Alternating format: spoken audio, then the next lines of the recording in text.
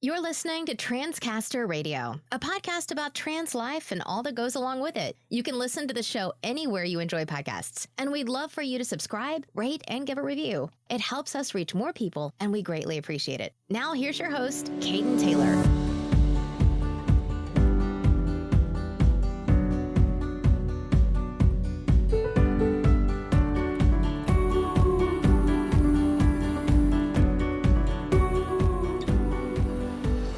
Hey Transcasters, welcome to this week's episode of Transcaster Radio. I'm your host, Caden Taylor.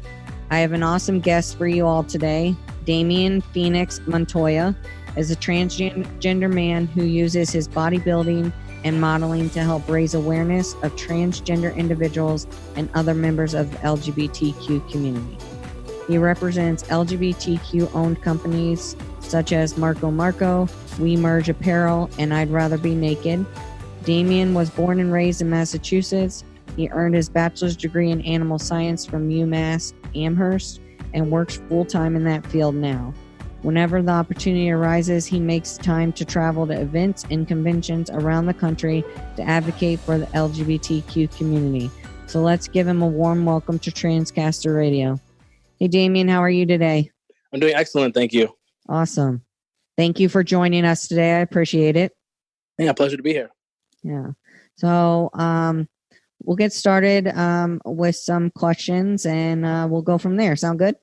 Sounds great. All right. So when did you realize you were transgender and came out? So I probably realized, and I mean, the term realize is a term I use loosely because I think that when you're a child, you don't really understand the concept very well. You just know that something's wrong, right? Yeah. So, I mean, as little as I would assume I was like 5-ish, it's kind of hard to say, but these memories are really like, they stand out to me. But I remember when I had to be like 5 or 6 years old, I was hanging out I have a couple of half brothers, and I just like casually threw in the conversation, like, oh, I wish I was a boy, like something really casual like that. And my brother just burst out laughing at me and made fun of me with my cousin and just like totally shamed me about it. So I just kind of stopped expressing that part of myself because I was afraid of being taunted. But, you know, all throughout my life, I kept going back to that thought, kept going back to those feelings and just kind of wondering, what if? And I didn't actually come out as transgender until I was 19 years old. I was a sophomore in college at that time. And I feel like I just didn't know enough about the process to make that decision until I was there. And I met other trans guys at school, and they just kind of helped guide me through the process. And as soon as I started, or as soon as I saw them, actually, like, I just knew that was the path that I had to take. Yeah.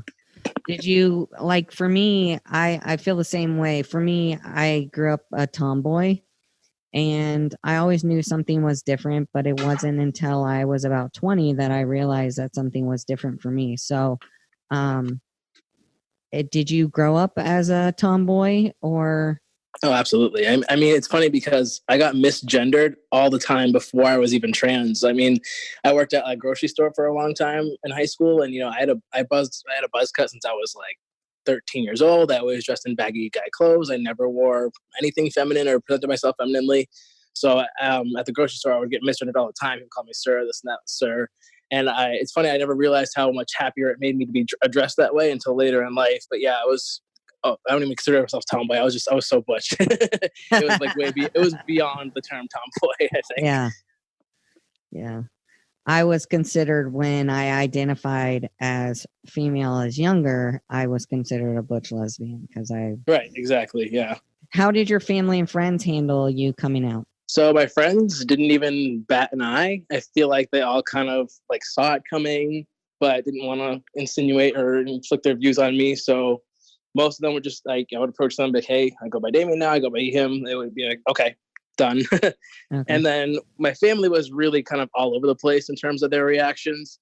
I feel like the older you were in my family, the more hesitant you were about it, right? So my mom was like, you know, a little worried. She wasn't really like against it. She was just worried for me and didn't want me to making any permanent decisions that would, you know, potentially ruin my life. Mm-hmm. My dad was very hesitant. It took him actually a couple of years to start addressing me properly. But like all my siblings are younger than I am. I'm the oldest, and all of them took it so easily. I think my sister was 9 at the time, and she told my stepmom, like, oh, like, you know, Damien was always my brother. I'm glad we get to officially call him that. Like something along those lines. Just like, you know, it's always been this way. Who cares? You know what I mean?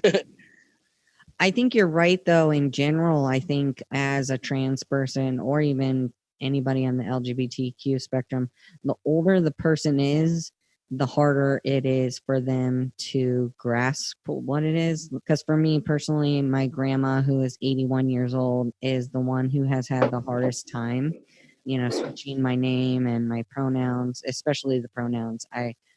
It's just kind of embedded into her that we live in a binary world. Right.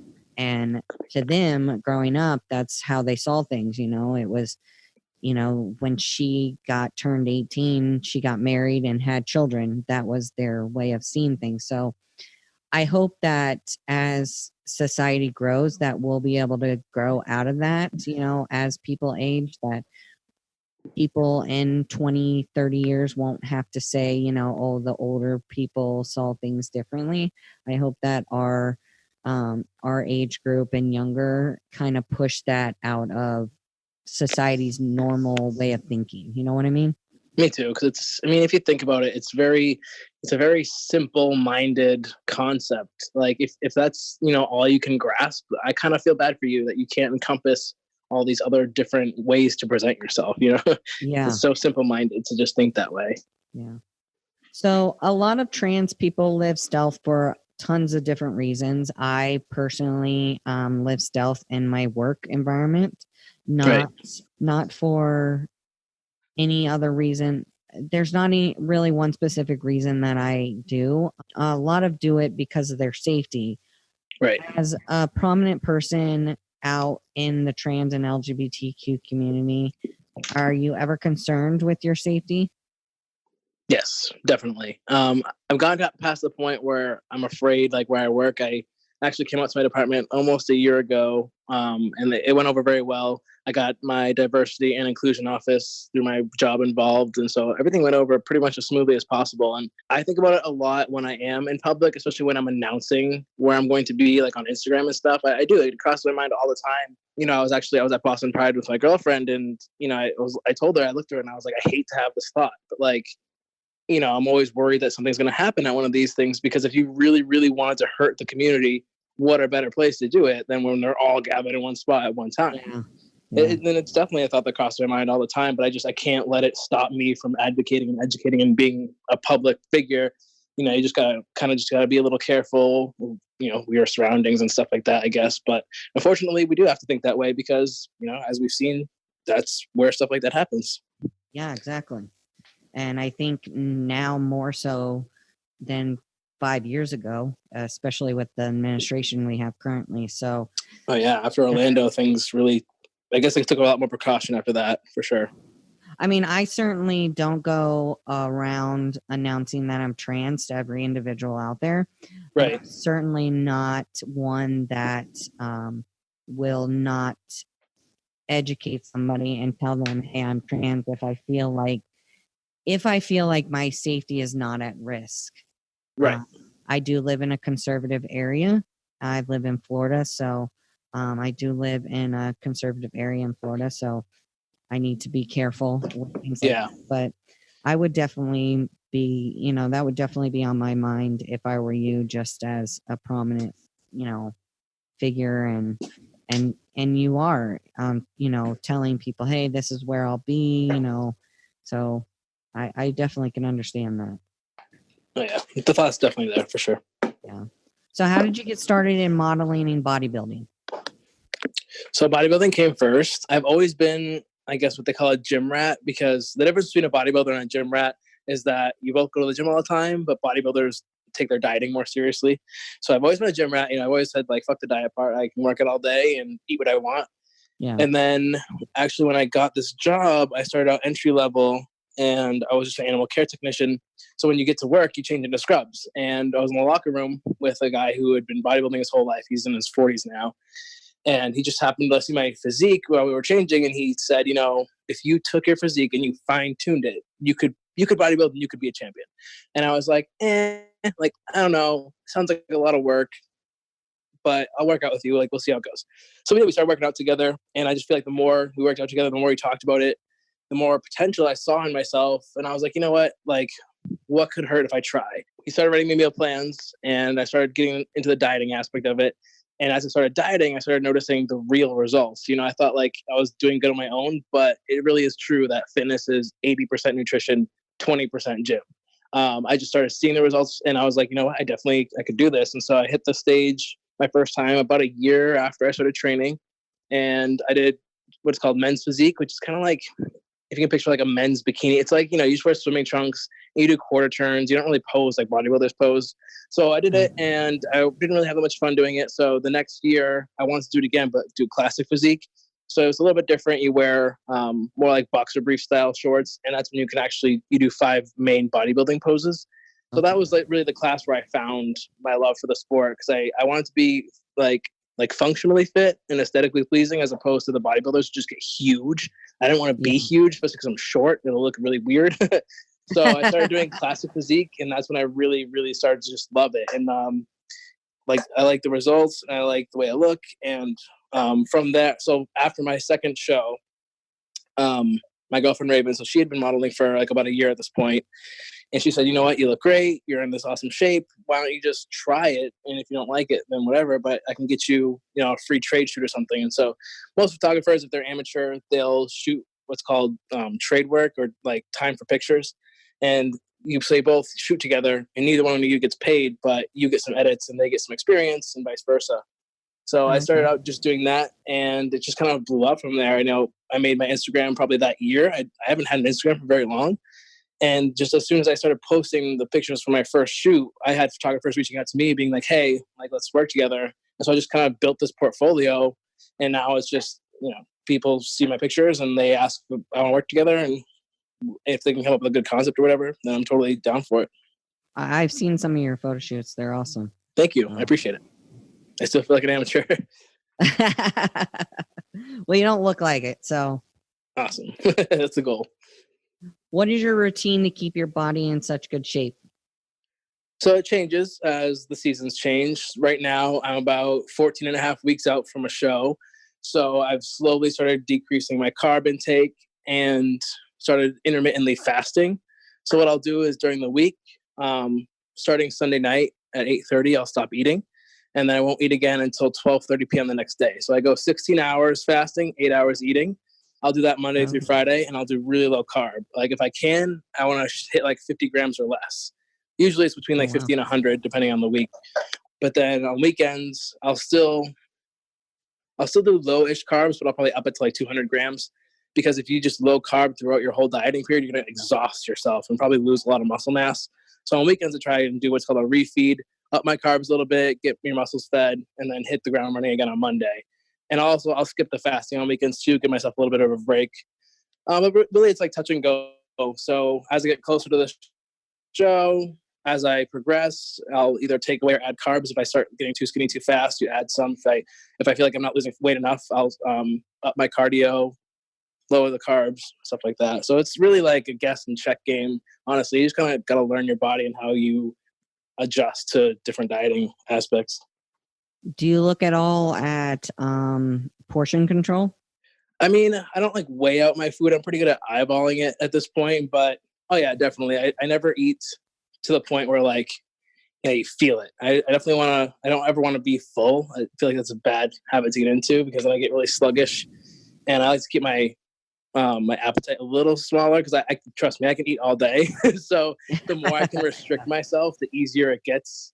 I really do believe that your stomach like expands and shrinks over the course of dieting. So I try and keep it small because if I do binge, it's really hard for me to stop. Like really hard. Dieting is the hardest aspect of bodybuilding for me. I can go to the gym all day long, but I'm like a very like in the moment person. I like instant gratification, right? So I just, whenever there's food out, it's really hard for me to say no. Like I work in an office, right? So people bring in donuts or here is a leftover cake from this party and like all this stuff, and I just have to sit there and look at it and like, oh, like so like I want it so bad. And honestly, I give in a lot, which is why I have to work my ass off at the gym because I cheat on my diet a lot.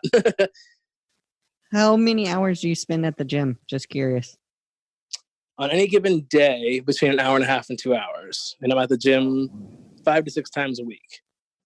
Woo. I go to the gym, but I'll be honest, I don't think I could do the diet because I I'm not that self-disciplined. Oh, trust me, that's the hardest part for me. It's incredibly hard. And as we get closer, it gets easier because I tell myself, okay, like you're gonna regret looking like shit on stage. So I do. I need like pressure. I need like a fire under my ass to really like make me adhere to my diet. Because if not, I'll just keep like making excuses like, oh, well, I'm still 14 weeks out, so this cookie won't hurt. But then I have to think like, okay, well, if I say that every day for the next fucking 14 weeks, then I'm going to be a fat ass. So I need to stop. Yeah. Does your girlfriend follow your diet regimen? Oh, absolutely not. She's one of the she's one of the reasons why it's really hard for me to diet. Like we'll be sitting here on a weekend and I'll just be like in my head planning to like make some chicken and rice or something like that. She'll be like, let's order wings. I'm like, no, let's not order wings because it's going to happen. Yeah. But yeah. We have an understanding though. When I'm getting ready for a show, she doesn't pressure me or ask me to get things, and she knows that if I cook for myself, not to take it personally, but like I know she won't eat like plain chicken and rice. So yeah. we eat separate a lot. But she will like sometimes if I'm making something like particularly good, like salmon and veggies or whatever, she'll partake. But she's definitely not as into it as I am for sure. Yeah. That would be hard. I don't think my other half would do well with that either. Yeah, it's definitely tough. So as a trans man myself, I in the beginning of my transition, I struggled because I felt like I needed to be that idealized man. Yep. In quotation marks. Absolutely. And to be honest, I wanted to work to get a physique like yours, but like I said, I just don't have that much self-discipline. But to be honest, I can't imagine spending an hour and a half to 2 hours in the gym 5 to 6 days a week either. And that might just be me because I just am not like, I like going to the gym and it definitely helps my mental health overall. And I wouldn't give it up for that reason. But just for prolonged periods of time, I just don't think I did do that. But what would you say to trans guys who look up to you but don't have your physique? I would say that I'm definitely not the poster child for trans men, and that everyone's transition is different and personal, and I know that and I respect that. And it's like, to be completely honest, I do get a lot of flack from the community for being too like cis heteronormative. Literally, I've gotten so much hate from people within the community just because like, oh, like you're just trying to look like a stereotypical bro. And I'm just like, no, I'm not. This is the image that I've had of myself my entire life. And now I'm bringing it to fruition. I'm not sitting here saying every trans man has to look like me. I'm not sitting here saying that if you want to be a trans man, you have to do this, this, and this. I don't really give a shit if you look like a complete feminine woman and you want to call yourself a trans man. Like, that's totally on you. That has no impact on my masculinity. So as long as you're not hurting anybody, like, I really don't care what route you take to get to where you want to be, whatever makes you happy. And I feel like guys who feel pressure to look like me shouldn't, because I've never once said that any trans man has to look like me or I encourage, any kind of image on anybody. It's just, this is how I want to look. This is how I feel happy. And honestly, like you were saying that, you couldn't see yourself being that dedicated. And the way I see it is that if my dieting and my gym ever affect my happiness, then I would definitely cut back. Because I'm not willing to compromise my happiness and my mental health either for this whole bodybuilding thing. It's something that I look forward to doing, and I like having a goal and discipline and stuff like that. But if it ever did get to the point where it was making me unhappy, I would definitely stop and recognize that fact, because the ultimate goal is to be happy, right? And yeah, exactly. And you and I are totally different people. So, my happiness is coming home and instead of maybe working out 2 hours at the gym, I'll take the dogs for a 30-minute walk. It's no different than all of us, regardless if you're a trans guy or a trans woman or non-binary. We all have a different journey that we go on. And I have a hard time when somebody from our community would tell you that you're trying to be cis normative when you're very open about who you are in the public and about being a trans guy. Just because that body is what you want to look like does not define the fact that you want to be a cis normative guy. Right. I have a hard time with some of our community when they look at people, and Aiden Dowling's a prime example. He gets flack for his, what he looks like too, because you're right. You're not a normal trans guy's body. I mean, not every trans guy has that physique, but there are a lot of trans guys that work out and have good bodies. Right. I mean, I'm not one of them. I have a beer belly, but I mean, that's my choice, just like it's your choice, just like it's anybody else's choice. It's a choice you make to be whatever body type you want to be. And I don't think it should matter one way or another what anybody else thinks. We should be standing up for each other and what we represent, not for each other's journeys ourselves. Right. And people would laugh if they honestly saw me go to the gym sometimes. Like sometimes I go to the gym and like rainbow everything, rainbow clothing. Today I brought my girlfriend's water bottle because I couldn't find mine. It's all bedazzled and jeweled, and like I really don't give a shit what I look like, feminine, masculine, whatever. I would go to the gym in heels if I could. It's just, it's like there's nothing about that to me that screams like cis heteronormativity. It's just like, this is my hobby. This is what I like doing. And if this is the body I get from it, then that's great. But, that's not the end goal. The end goal is just happiness. So, yeah. So do you still deal with dysphoria now? Very rarely, but yes. A lot of my dysphoria comes from not being able to like father my own children and stuff along those lines. Mm-hmm. But it's really, really rare that it like brings me down. I would say for the most part, I don't have any dysphoria, and I don't plan on like getting bottom surgery or anything like that. But it definitely creeps its ugly head up sometimes, and I definitely still have days where I just want to like break down and cry and like talk to my girlfriend about it and just like, vent about, the unfortunate circumstances. But I would say for the most part, I try and embrace this body and love this body and make the best of this life, because I'm not planning anytime soon. So I want to make the best of it and be happy. And unfortunately, dysphoria is probably always going to linger to some varying degree. But for the most part, I'd say it's pretty quiet. Personally been dealing with a little dysphoria lately, but I think we all in some way, shape, or form deal with a little bit here and there. Even if, I mean, I've had trans people that have done every imaginable medical procedure possible, and they still struggle with dysphoria. So, right. Oh yeah. I just think that that's kind of part of our life and existence. So, definitely. You're very open though about your mental health struggles. And how do you handle your mental health struggles being a prominent figure in our community? I think it's really important to talk about it, because mental health is something that's really prominent, not just in our community, but in the larger population. And I think that we've just ignored it for a long time. And that's why it seems like all these mental health things are new, but they're not. They've just been misdiagnosed or swept under a rug or not dealt with properly. And so it sucks to be the generation that's coming forward with all this mental health stuff and looking like a bunch of weenies. But it really is like, people say, like, oh, it's all in your head. But everything's in your head. Everything you perceive is in your head. Your brain's in your head. So how are you going to tell me that the most important organ in my whole body is not as important as like a broken leg?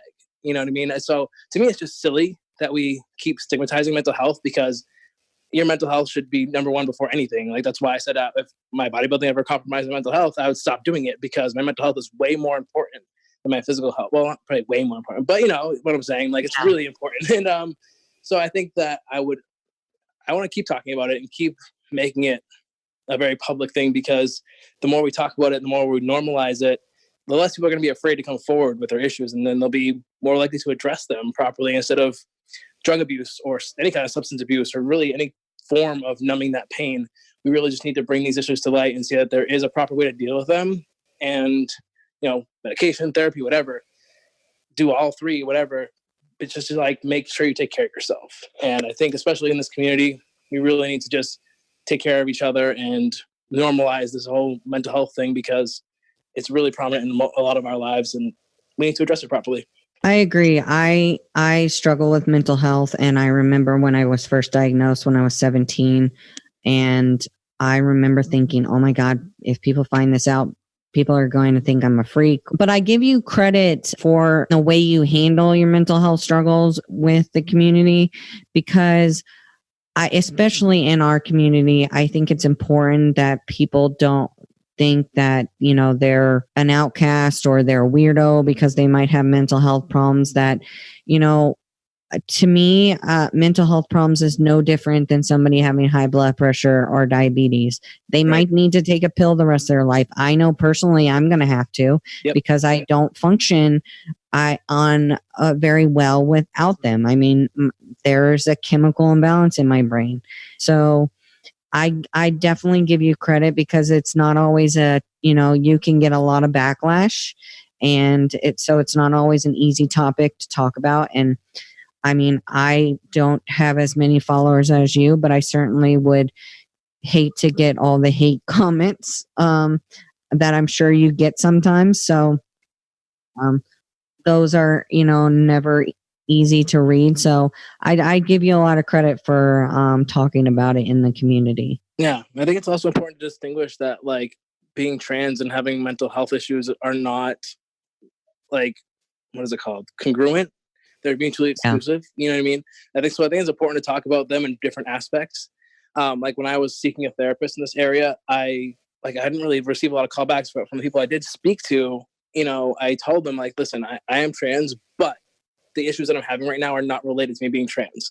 So I would like you to be versed in being trans. I want you to be educated about the process, but I'm not seeking therapy for like hormone therapy replacement or like surgery or anything like that. I want to address my completely separate mental health issues. Like being trans is a huge part of my life, but it's not the defining thing in my life. I sometimes I struggle with people who think that that's what defines me as a person, and it's like, I understand that that's a part of me, and yes, that is a big part of me, but it's not completely who I am as a person, and certainly doesn't define me as a whole. Definitely. Did you always want to be an advocate for the trans and LGBTQ community, or did it just kind of happen organically? Definitely organically. I lived stealth the vast majority of my transition, and for a lot of reasons, like you said, like safety, but also I feel like a lot of it was in the form of shame, and I didn't really kind of acknowledge that part of it until after I made it public and was more open about it. But yeah, I would, like kind of be ashamed of it, but also like I was sick of people telling people behind my back and me finding out later. Like I had friends that would, say it as a compliment, like, they would be talking about me like, oh my God, this, that, and the other thing. Oh, did you know he was trans? And it's just, I was so sick of that reaction and sick of people finding, like, I would tell someone in confidence, be like, oh, I already knew. This person told me. I was so sick of that. Like, I was just, you know what? If I'm going to, if people are going to know anyway, I want to own it, and I want to be the one telling them. So I came out publicly, and honestly, still without any intentions of really advocating. I just wanted to be out finally. I wanted to be proud of who I was. I wanted to embrace it and be a part of this community that I was learning so much from. And when I came out, I remember the post that I made coming out on my Instagram. At this time, I only had like a couple hundred followers. I had no followers. I made this post, and it must have ended up on Discover or Explore or whatever, because I remember it just took off. It had more likes than I even had followers. And that's when all of a sudden, like, kind of like an exponential effect. Like it just kind of snowballed from there. Yeah. And every event that I was not taking part in, it would just, blow up even more and more. I go into the Philly thing, and then I did like the Marco show. So just everything that I've been doing that's been related to the community is just kept adding on to that. And so it definitely was an organic process. I had no intentions of being like an idol or a role model or anything. I was just kind of opening up about my story and putting it out there. And then it just kind of took off. Yeah. Well, you have become one. Yeah, right. Totally unintentional, but hey, I'm not. Whether or not you wanted to or not, you became one. Right. I'm definitely not going to complain, because I'm not gonna lie, it is a lot of work. Like as I kept like getting more involved in different organizations and helping other people, I like just slowly started adding more things on my plate. So don't get me wrong, I'm busy as hell, but in the most rewarding way possible. At the end of the day, when I come home and I sit down and I get messages from teenagers being like, because of you, I was able to come out, or because of you, I was able to do this and that. And like, those are the things that make it worth it. So even at the end of the day, I'm fucking exhausted and I'm sick of Instagram. I don't even want to look at it. Those are the messages that keep me going, honestly.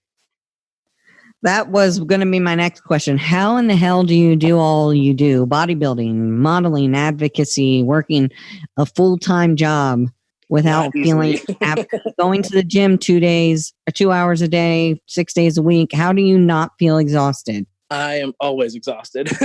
I am always tired. That is how I do it. Literally. Actually, I was just telling my girlfriend that I need to start kind of trimming the fat and just kind of, and I hate to say it, but I have to start saying no. And I have to pick and choose the things that are, I don't want to say like benefit me, but the things that are going to be mutually beneficial to both of us, because I was doing a lot of things just like pro bono, just for people, and it wasn't getting me anywhere. And I realized that like those are the things that are driving me insane, because like I'll do them and then like nothing happens after the fact. So I had to stop doing a lot of trade work, and I blew off a couple of photo shoots like over the past few weeks, and I have some photographers that are really mad at me, but I feel better because I just couldn't do it. Like a lot of these shoots, they're an hour or two away. They take up like a few hours of my time. I have to get clothing. I have to get prepared. I have to get a haircut. I have to do all this stuff. So it's not just a 3-hour shoot. It turns into like a 6-hour affair, because now I have to do all this planning, and then that every time I do that, it takes away from free time for me. So I've realized, like, I look back in the past few months, I haven't had a single day off in like forever, because my days off are days that I book shoots or days that I put aside to do chores at my house, because like I have a house to maintain, you know what I mean? Like, so every day I have, quote unquote, I'm already booked with so much stuff like that I have to do that I've been putting off. That, so I'm not gonna lie, it's really exhausting, and sometimes I really just want to just slack off and call out and just sit at home and do nothing, but then I feel worse. So I feel unproductive. So it's definitely trying. It's definitely exhausting, but I see the benefit from it, and I feel like looking back on my life in a few years, I'm going to be very glad I did this while I still had the energy, while I was still able to. So there's that. All right, I have one last question for you. What advice or last words do you have for people out there that look up to you for courage, motivation, and so much more? That all those things are all inside you, honestly. Like, I know it's really cliche, the whole like, if I can do it, you can too. But literally, it still boggles my mind to this day how many followers I have, all this admiration and stuff, because I spent most of my life hating myself. And I feel like a lot of people just see me on Instagram and they just like assume that I've been this way my whole life. And that's why I do a lot of like the whole then and now pictures. Like Transition Tuesdays are my favorite days to post, because those are the posts that get a ton of likes and stuff, because it's like, holy shit, like people forget that I grew up this way. Like I didn't look like this my whole life. I just started looking like this a few years ago. So it's also really new to me. So don't put people on a pedestal. That's all I'm going to say. Nobody. Not even any celebrities you might know or think like Aiden Dowling, Buck Angel, they're great guys, don't get me wrong, but don't put anybody on a pedestal. And I know those guys personally, and they wouldn't want to be on one either, because we're all just guys. Like, we're all in this together. We just happen to take a route that put us on the spotlight, and that's all. Like, I come home, I work, I go to the gym, I come home with my dogs, I veg out on my couch, I smoke weed. Like, I'm a very, very regular guy who just happens to be involved in a whole lot of shit that gets me seen. That's it. Like, that's really it. Everything you see on Instagram is just a snippet of my life. I don't post when I'm taking a shit, or like when I look like shit, or you know what I mean? Like, I do all these things like a normal person. I just put aside a lot of time to get myself involved in a lot of different things. That's all. All right. Well, I appreciate you taking the time to talk to me today. And I appreciate you having me. All right, Transcasters, that's all we've had for you this week. Thank you for listening, as always, to this week's episode of Transcaster Radio. Don't forget to tune in next week for another great episode. Until next time, love life, live authentically, and as always, rise up.